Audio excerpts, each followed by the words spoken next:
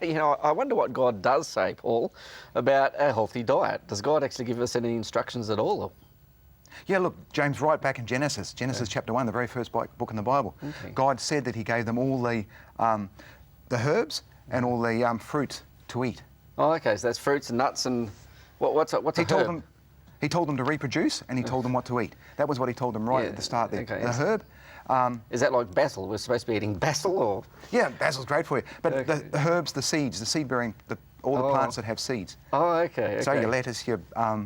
So it's fruits, grains, nuts and vegetables? Fruits, grains, nuts and vegetables. Plant-based? Plant-based, And that was the original? That was the original diet, that's right. Okay. And the superfoods. And your study has found that it's far better for people's long-term health if they have a higher proportion of plant-based food?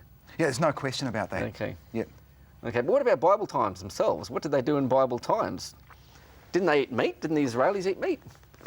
Meat wasn't actually introduced until after the flood. Okay. And there was a scarcity of plants growing after that, and then God said that they could eat all the animals. He said, I've given you the vegetables and plants, now I'll let you eat the meat. And it's really interesting that if you look at Genesis, the lifespan of people in Genesis before the flood was about 900 years. It dropped to 70 years after the flood. You've got a fancy little computer Bible there. I have. I love my iPod, it's fantastic. So yeah, read it. What does it say there? Genesis 9? I've got Exodus 15:26 here. Oh, okay. Well, tell us what Genesis 9 says first then. Genesis 9 verse 3 is when God tells them they're allowed to eat meat. Oh, okay. That's after the great flood. Oh, okay. So someone wants to explore the story at leisure at home. They just look up Genesis 9 verse 3. It's the 9th chapter in the Bible, and they can read it for themselves. Yep. Okay, about how meats were introduced. Was introduced into it. Okay, yeah. But while you look up that Exodus 15 chapter, you might like to contact us and find out more of the Bible text or find out the study guides.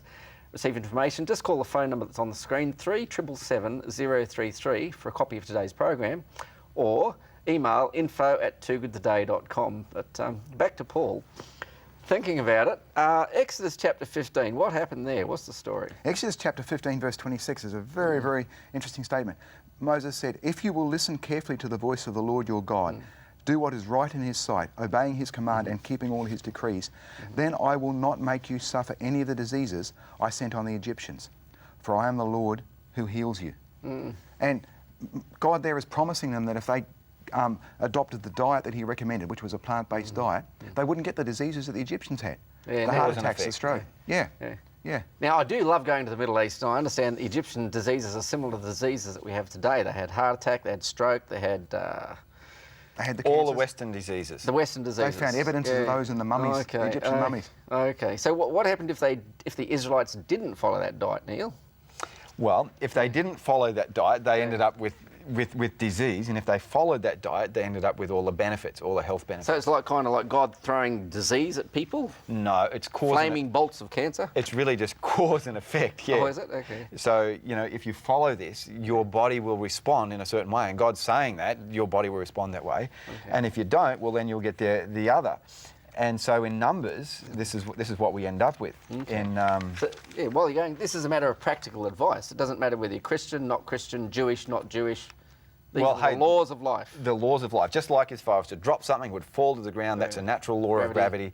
There's a natural laws of health. If you follow them, your body will respond in the right kind of way. So what happened when the Israelites didn't follow the laws? Okay, when they didn't, this is like Numbers 11:32, and this is what happened. And the people, this is the story that we mentioned in the Bible time, the quails and so on. So when they hungered for the meat, they actually had that. They chewed it and they got right into it, and then a plague broke out in the camp. Why? Because meat clogged up the system, they got sick, and they all started falling over like flies. It was just unbelievable sort of story.